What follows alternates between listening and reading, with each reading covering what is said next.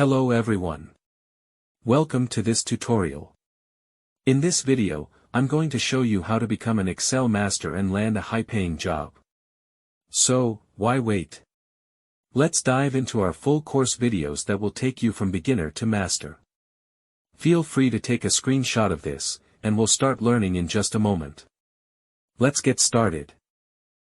Welcome to this tutorial. Today, we're going to talk about the various uses of Excel in the modern world and give you an idea of how much clients typically pay for Excel-related work. Excel is an incredibly powerful tool used across many industries. Here are some of its most common applications. Data analysis. Businesses use Excel to analyze large datasets, identify trends, and make informed decisions. It's essential for anyone working in data-driven roles. Financial modeling. Excel is widely used for budgeting, forecasting, and financial planning. It helps businesses manage their finances more effectively.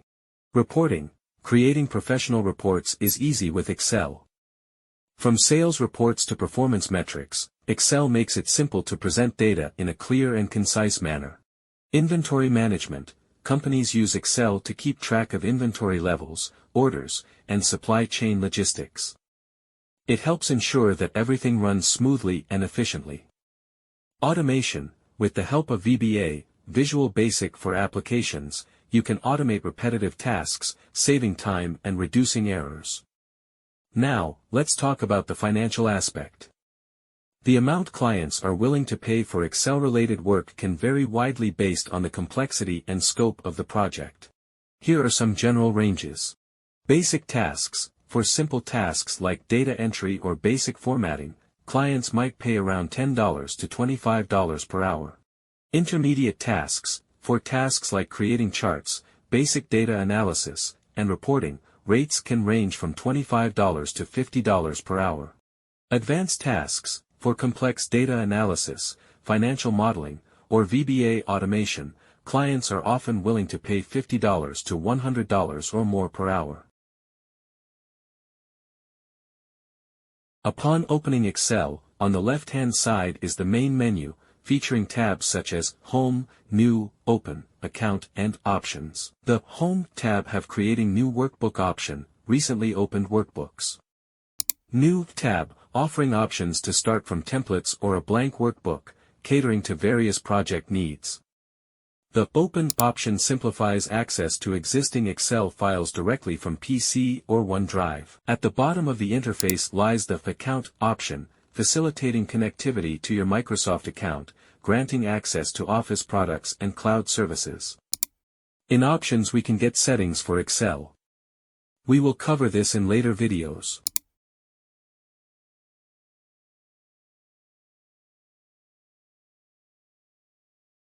In the New tab, you can create a new blank workbook. This opens a page called a Workbook.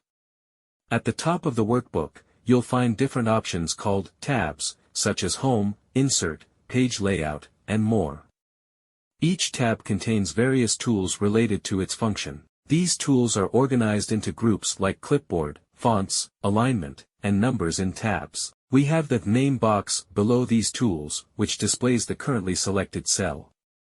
Following that is the formula bar, where formulas appear when you use them in cells. The entire sheet is divided into horizontal rows and vertical columns. Columns are identified by letters, A, B, C, etc., while rows are identified by numbers, 1, 2, 3, etc. This layout helps organize and manage data effectively. At the bottom, there's an area showing Sheet 1, which represents the sheet tabs where we can add multiple sheets. To add a new sheet, you can simply click the plus sign or right-click to insert a new sheet. When you right-click on a sheet tab, you'll find various options such as deleting a sheet. You can also rename a sheet by double-clicking on the tab or using the rename option from the right-click menu. Additionally, you can assign a color to a sheet by right-clicking and selecting a color option like blue. If you want to hide a sheet, right-click on its tab and choose Hide.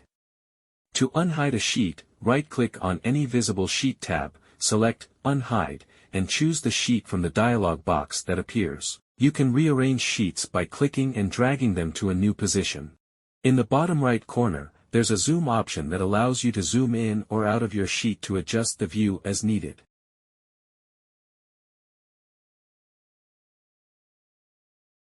Let's create a basic table to practice our first Excel worksheet. Create column headers. Cell A1, Serial No. Press Tab. Cell B1, Name. Press Tab. Cell C1, City. Press Tab. Cell D1, Salary, June. Press Tab. Cell E1, Salary, July. Press Tab. Cell F1, Salary, August. Press Enter. You can see that the full month name is not visible. To overcome this, we adjust column width by holding between two column line or simply double tap. Cell G1, Total Salary. Press Tab. Cell H1, Average Salary. Press Enter. Insert serial numbers. Cell A2, 1. Press Enter. Cell A3, 2. Select cells A2 and A3. For the selection of cells, we can use Ctrl plus navigation keys or Ctrl plus Shift plus navigation keys. Drag the fill handle, small square at the bottom right corner of the selected cells, down to cell A11. Insert random data. Cells B2 to B11, enter random names. Cells C2 to C11, enter random cities. Cells D2 to F11, enter random salary amounts for June, July, and August respectively. Let's apply some basic formatting to our table to make it more visually appealing. First, we'll select the entire first row or just the area where we have data. Go to the Alignment group and choose the Center option to center align the text. Next, from the Font group, select Bold to make the font bold. Now, let's apply a background color to the cells. After doing this, if the text isn't visible due to the background color, select Font Color and choose white to ensure readability. This completes the formatting of our header. To adjust the width of the Serial No column, simply double-click between column A and B, and Excel will automatically adjust the width to fit the content. Then, center align the values in the Serial No column using the alignment options as we did before. Here's a helpful tip: if a row's height is too large, causing text to appear at the bottom, you can align it to the top by selecting the row and choosing the Top option from the alignment settings. This is particularly useful when working with extensive data sets. Now, let's adjust the width of the Name column by dragging its boundary to the desired size. Additionally, if you want the Serial No values to appear bold, simply select those cells and apply the bold formatting. To center align the names in their cells, go to the alignment settings and choose Center. For consistent formatting across other columns, you can use the Format Painter tool located in the clipboard group at the top. Click on an area with the desired format, then click on Format Painter, and apply the format to other areas as needed. Repeat this process to ensure all columns have a uniform appearance. This method ensures our table is not only organized but also visually clear and professional. Let's dive into basic formulas in Excel, starting with calculating the sum of 3-month salaries. The first method is straightforward: type an equals, then click on the first cell containing a salary, add a plus, click on the second cell, add another plus, click on the third cell, and then press Enter. Excel will calculate the sum instantly. Another method involves using the sum function. Type an equals, then type sum, open parentheses, select the first cell, add a comma, select the second cell, add another comma, select the third cell, close parentheses, and press Enter. Excel will compute the sum using this function. Lastly, you can simply type sum, open parentheses, select the range of cells containing the salaries, and close parentheses. Press Enter, and Excel will calculate the sum for you. For additional cells, you can drag the fill handle, the small square at the bottom right corner of the cell, across the adjacent cells to quickly find the sum from multiple rows or columns. To calculate the average salary in Excel using different methods. The first method involves typing an equals, then typing average, selecting the first cell containing a salary, adding a comma, selecting the second cell, adding another comma, selecting the third cell, and then pressing Enter. Excel will display the average of these values. Alternatively, you can type an equals, type average, open parentheses, select the range of cells containing the salaries, and then close parentheses. Press enter, and Excel will calculate the average for you. To apply this calculation to additional rows or columns, simply drag the fill handle. You might notice that the average includes many decimal places. To adjust this, go to the number group and select the decrease decimal option to reduce the decimal places. You can adjust it according to your preference, such as setting it to 2 decimal places for clarity. Let's enhance our table by adding borders to improve its appearance. First, navigate to the font group in the toolbar and open the Borders drop-down menu. You'll see various border options such as bottom, left, right, and more. Let's start by applying a thick border around the selected area by choosing the Thick Outside Borders option. Now, you can see a thick border around the selected range of cells. To add borders around each cell within the selected area, return to the Border drop-down menu and select All Borders. This will create a grid-like structure with borders around every cell. When working with large datasets in Excel, adding a column or row is straightforward. To add a column, right-click on the column next to where you want the new column to be, and choose Insert. The same process applies for adding rows. However, there's a quicker way to insert columns or rows using keyboard shortcuts. Simply select the column or row where you want to make the insertion and press Ctrl +++ sign to add a column or row. Conversely, to remove a column or row, use Ctrl +-- sign. These shortcuts can significantly speed up your workflow, especially when dealing with extensive data tables. For a more detailed demonstration and additional tips, check out my video where I cover these methods and other ways to efficiently manage Excel tables. Let's explore adding a new column date of joining to our table and inputting dates.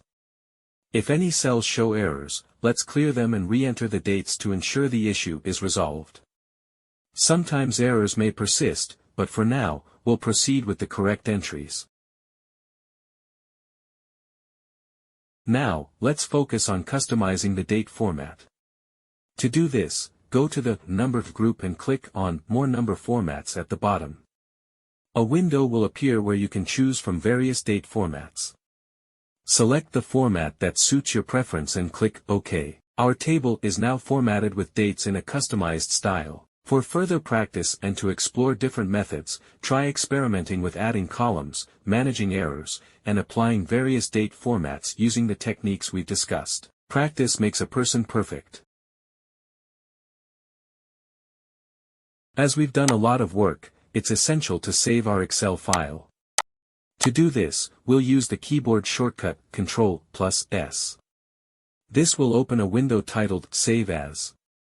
In this window, you'll see several options like OneDrive, This PC, and Browse. We'll save this file to the Downloads folder. After selecting the Downloads folder, a smaller window will appear, showing a drop-down menu with multiple file formats and a field for the file name. I'll name it My First Project and press the Save button. Once saved, you'll notice the workbook name appears at the top of the Excel window, indicating that our file is successfully saved. You can also access the Save option from the File menu at the top left of the Excel window. Another shortcut to directly open the Save As window is by pressing F12. This will bring up the Save window immediately, allowing you to save the file in your desired location and format. What sort and filter? Let's check it out. I have a total salary column here. First, I'll select the entire data set by clicking and dragging with the mouse, or you can use the shortcut key Ctrl+, to select everything quickly. Next, navigate to the Data tab and click on the Filter option. Instead of adjusting each column's width one by one, click the triangle sign at the top left of the sheet to select all columns and rows to adjust the width of any column and double-click on the line between two column headers. I'll zoom out so you can see the entire table more clearly. Now, let's sort the Total Salary column. At the top of the filter options, you'll find Sort Smallest to Largest and Sort Largest to Smallest. I'll choose Sort Largest to Smallest. You can see that the rows are now reordered based on the total salary, with the highest salaries at the top. To undo this sorting, simply press Ctrl+Z. This shortcut key undoes your recent changes, which is very useful before saving a file. To remove the filter, go back to the Data tab and click the Filter option again. Alternatively, you can use the shortcut key Ctrl+Shift+L to toggle the filter on and off. Easy, right? The Sort option also includes a more advanced sorting window. Be careful with your selection before applying the sort. In the Advanced Sort window, select the column you want to sort by, choose what to sort on, e.g. cell values, and then set the order, e.g. largest to smallest.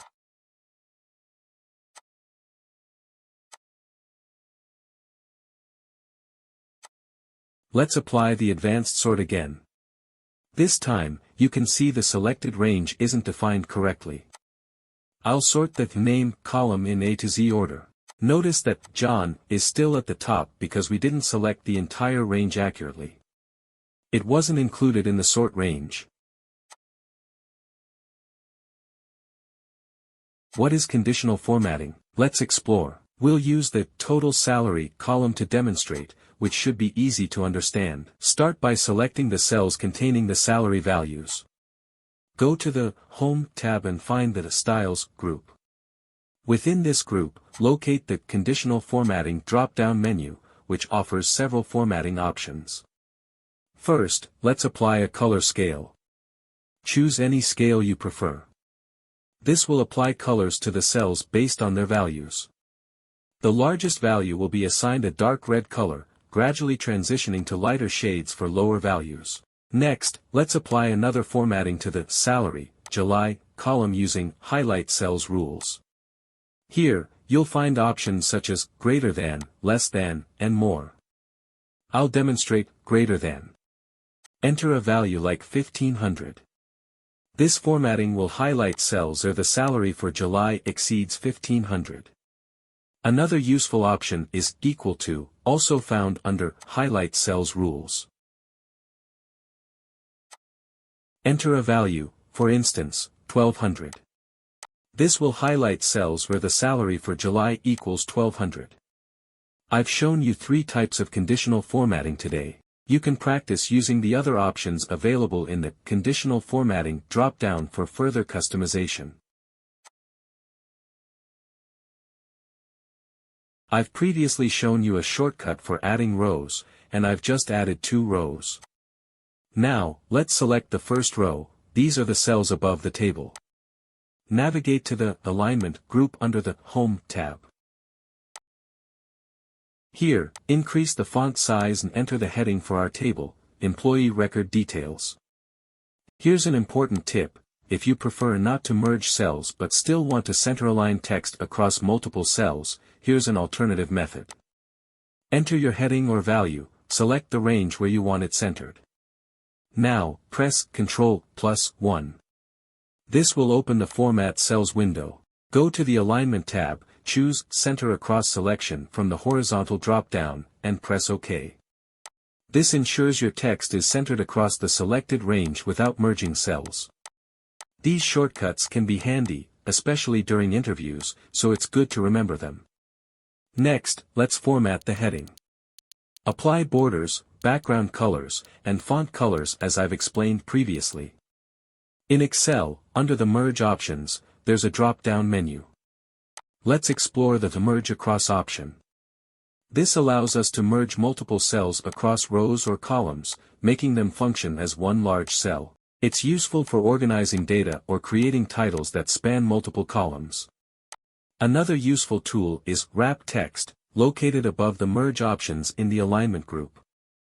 This tool automatically adjusts text within a cell when it exceeds the cell width. It splits the text into paragraphs and adjusts the row height accordingly. This helps maintain clarity and organization within your Excel sheets. By selecting Wrap Text, you'll see how the cell value adjusts to fit neatly within the cell boundaries. You can now customize the text alignment according to your specific needs, allowing for greater flexibility and clarity in various scenarios. Practice using these tools in different situations to become more proficient in Excel formatting and organization. Autofill is an essential tool in Excel. The most interesting thing is that it is easy to use. Let's see how. First, let's go to a cell and type January. At the bottom right corner of this cell, you will see a small square, the fill handle. When your cursor reaches it, it changes to a plus icon. Hold and drag it down, and you'll see that autofill is filling in each subsequent month swiftly. Let's try another example. Write Monday in a cell, then use the fill handle to drag it down. It will automatically write the names of the days following Monday. Now, let's try using the short names of the months. Type Jan for January, then drag it down as before. This will also fill in the abbreviated names of the months. Next, let's try autofill with dates. Type any random date, like January 1st, 2024, then hit enter. Select the cell again and drag the fill handle down to the desired date range. I'll drag it down to the 1st of February, 2024. Additionally, we can autofill the days of the week for a specific month. If January 1st was a Monday, type Monday, and then double-click the fill handle. This will autofill the days of the month of January. You can also write the short name like Mon and double-click the fill handle. Now let's try numbers. If we enter 1 and then drag it down, it will not fill the range with a sequence but just copy the same number. For numbers, we need to provide a specific pattern. I will write 1 in the first cell and 2 in the next, then drag it down. This will give you a sequence of numbers. Let's create a custom list. Go to the File tab, then Options, and choose Advanced. Scroll down to the General section and click on Edit Custom Lists. Here, we see all the pre-existing lists. I will add a list of 4 shops and their sales so that if I need to write the shop names repeatedly, they will be written in the same pattern. After entering the list, click Add and then OK. To test it, I'll write Sales Office in a cell, hit Enter, and drag it down. Yes, it works perfectly. Using autofill and custom lists can significantly speed up repetitive tasks, making your workflow more efficient. So, practice using these features to enhance your Excel skills. In previous videos, I've shown you a brief overview of using filters in Excel. In this section, I will demonstrate advanced filtering, applying multiple filters, searching with filters, and exploring number filter options. First, let's apply a filter. You can do this from the Data tab by clicking on the filter option, or use the shortcut Ctrl+Shift+L. To filter by gender, select the gender column, click the filter drop-down, and choose Female. Press OK. Now, let's add another filter to the already filtered data. In the Location column, click the filter drop-down and select New York. Press OK again. This will show only the data for females in New York. To remove the filter from the Location column, open the filter drop-down and select Clear Filter from Location. Do the same for the gender filter by selecting Clear Filter from Gender. To remove all filters at once, press Ctrl+Shift+L again, or you can manually remove the filters from each column. Now, let's sort the Names column in alphabetical order. Click the filter drop-down in the Names column and select Sort A to Z. This will arrange the rows alphabetically. To sort the Total Sales column from the largest to smallest, click the filter drop-down in the Total Sales column and select Largest to Smallest. This will reorder the rows based on the sales values. Next, let's search for a specific record using the filter. Go to the Names column, click the filter drop-down, and in the search box, type the name you want to find. I'll search for Mia. The filter will show only the records matching your search criteria. Let's try one of the number filters. Go to the Total Sales column, click the filter drop-down, and select Number Filters, then Between. A window will appear where you can enter a range of values. In the first box, enter the minimum value, and in the second box, enter the maximum value. Press OK. The filter will now display only the values that fall within the specified range. Finally, to clear the filters, you can either press Ctrl plus Shift plus L or manually clear the filters from each column. By mastering these advanced filtering techniques, you can efficiently manage and analyze your data in Excel. Practice these tasks to get a better grasp of using filters effectively. In this section, we'll learn how to add a table to our data in Excel.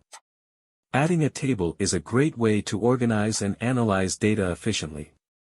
Let's get started. First, go to the Insert tab.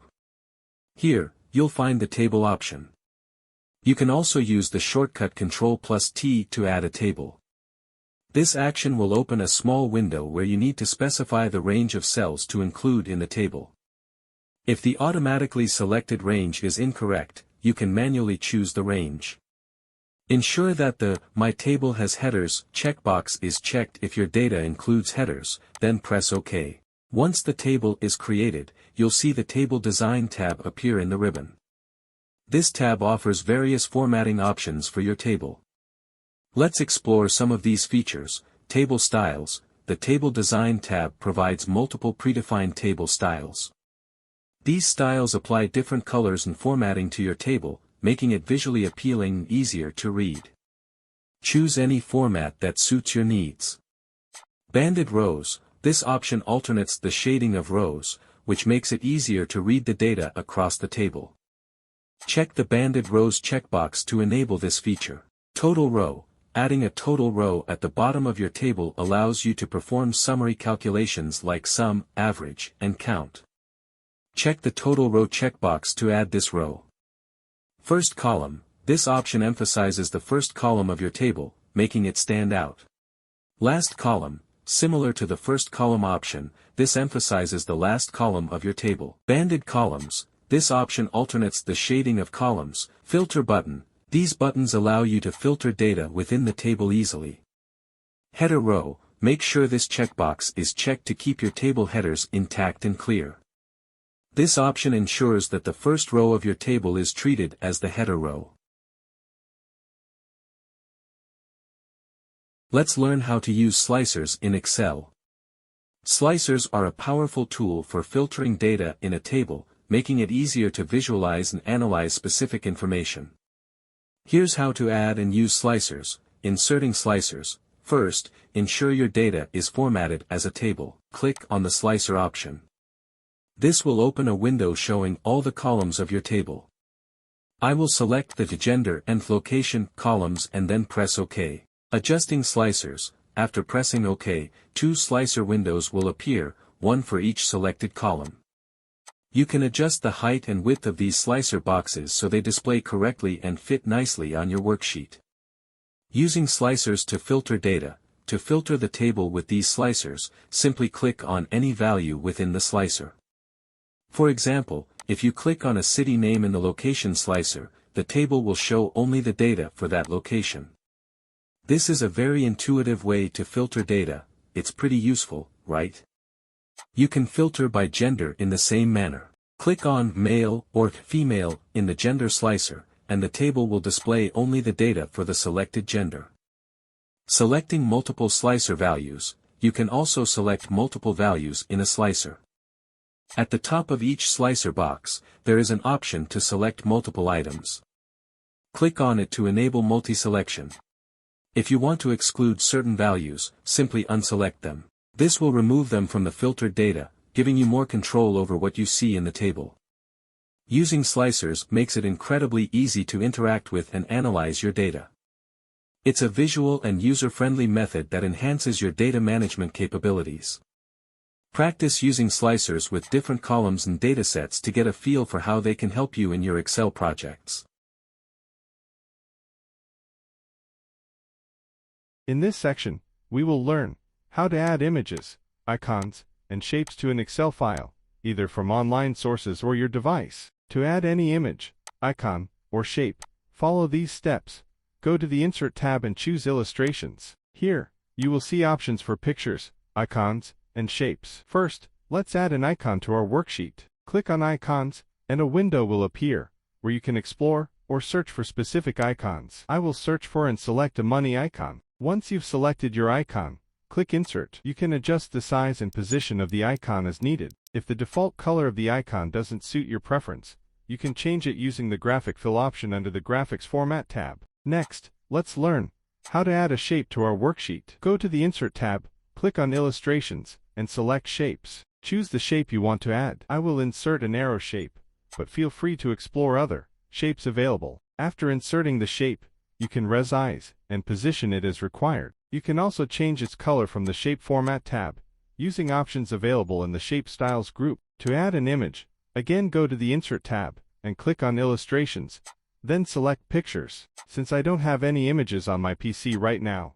I will use Stock Images. Click on Stock Images, choose any image from the available options, and click Insert. Adjust the image size and position according to your needs. In the Picture Format tab, you will find many effects and options to enhance your images. The Picture Styles group offers various preset effects. You can also use options like background removal, corrections, and adjustments to fine-tune your images. Explore these options to see how they can improve the look of your worksheet. This process allows you to visually enhance your Excel worksheets, making them more informative and engaging.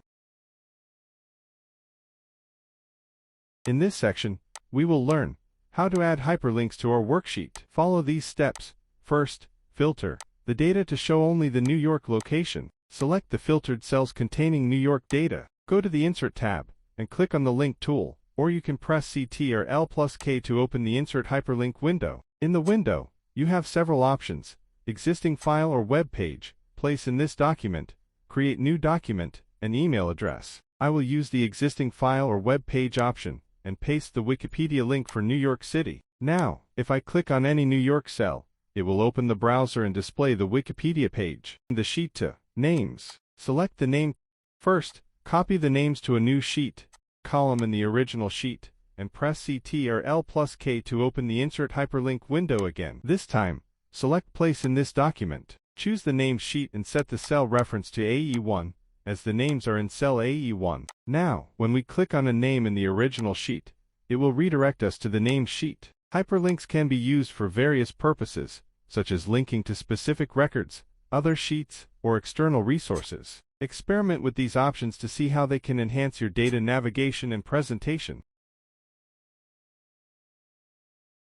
This section will teach how to add a drop-down list to a cell range, or a single cell. This is especially useful for ensuring consistent data entry, like recording attendance. Instead of typing manually, which can lead to errors, we will create a drop-down list with predefined attendance options. Here's how. Select the range where you want to add the drop-down list. Go to the Data tab and click on the Data Validation tool. In the Data Validation window, under the Settings tab, choose List from the Allow drop-down menu. In the Source field, enter the range of values that you want to appear in the drop-down list. Click OK. Now, you'll see a small arrow icon at the bottom right corner of each selected cell. Clicking on this arrow will display the drop-down list, and you can choose any value from it. Easy peasy.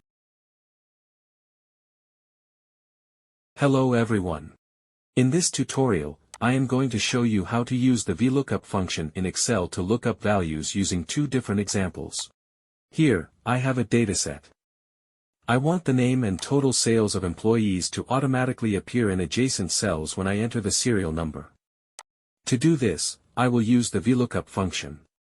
Start by typing an equal sign, then write VLOOKUP and open parentheses. Select the lookup value cell or enter the lookup value directly in the formula. Add a comma, then select the range of the table where your data exists.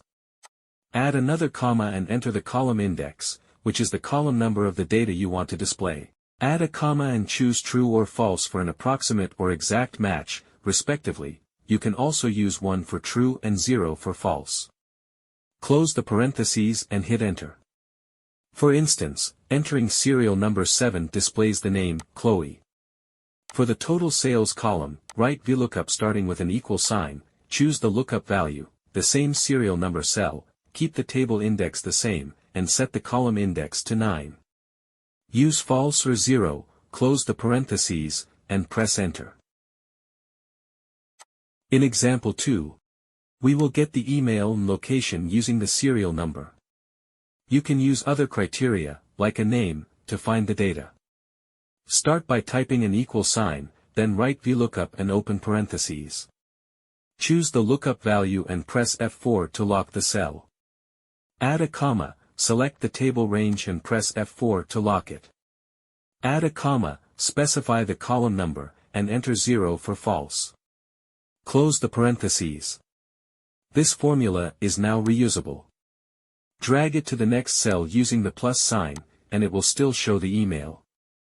If you change the column number in the new formula, it will display the location. VLOOKUP is a very useful function that can also act as a search tool. Mastering this formula will help you become an Excel expert. In this section, we will learn how to create charts from a dataset. I have a small dataset, and with its help, I will show you how to create a chart. First, select the columns or data you want to base your chart on. Then, go to the Insert tab. Here, we have a group with different chart options available, such as 2D charts, bar charts, pie charts, and scatter charts. I will use the Recommended Charts option, as Excel automatically reads your data and recommends the best charts to use. From the recommended charts, I will choose the Clustered Column chart, which is used to compare values across a few categories. Now, adjust the chart size according to your preference. There are 3 small buttons at the top right corner of the chart. These buttons are used to customize our chart. The plus sign button shows chart elements. The brush-like button displays style and color options for the chart. In the Style tool, there are many ready-made designs of charts available. You can use them as needed. These styles can also be accessed at the top of the Excel workbook. I will use Style 9, which is a dark style. In Chart Elements, data labels show the number values that the chart is based on. This checkbox enables you to show or hide them. The Chart Title checkbox enables or disables the chart's title. The Axis Title checkbox allows you to enable or disable axis titles. You can also choose to show only one axis title, either horizontal or vertical. The Axis checkbox enables or disables the axis values, and you can choose to show only horizontal or vertical values. The Gridline checkbox enables or disables grid lines. You can also show a trend line if you want by using the Trend Line option. In the Filter option, you can disable data that is not necessary and also change the range of the dataset. By following these steps, you can create and customize charts in Excel to effectively represent your data. In this section, we will learn how to use a pivot table. This is a very useful video in this series, so don't skip any part. I have a dataset of 10 employees' sales with 10 different products and 4 regions, showing units sold and total price. First, select the dataset by pressing Ctrl+A, then go to the Insert tab and choose Pivot Table. This will pop up a window with the data option of the range of the table or data. You can define the range yourself. Next, choose where you want to place the pivot table. You can use an existing sheet and define a cell, or choose a new sheet. I will choose a new sheet. This will create a new sheet and a new pivot table named Pivot Table 1. In this new sheet, you will see the pivot table and pivot table fields. At the top of the Pivot Table Fields pane, there are the column names of our data, which the pivot table is based on. At the bottom of the Pivot Table Fields pane, there are 4 boxes: Filters, Columns, Rows, and Values. Filter box. Place values here to filter the data. Columns box. Place values here to display them as columns in the table. Rows box. Place values here to display them as rows in the table. Values box. Place values here to show numerical data such as sums, counts, or averages. Let's create our first pivot table. Drag the Region field into the Rows box and the Total Sales field into the Values box. This will show us the total sales by region, with a grand total at the bottom. Next, drag the product field into the columns box. Now, the table shows which product in which region made how much in sales. Let's change the values to show units sold. Drag the Units Sold field into the Values box.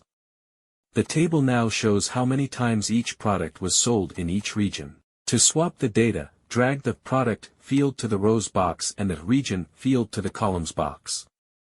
You can place the Pivot Table Fields pane anywhere by dragging it. To return it to the default position, double-click at the top of the box. To clear the table, drag and drop the fields back or press the drop-down button and choose Remove Field. Let's perform a count on our data. Place Region in both the Rows box and the Values box.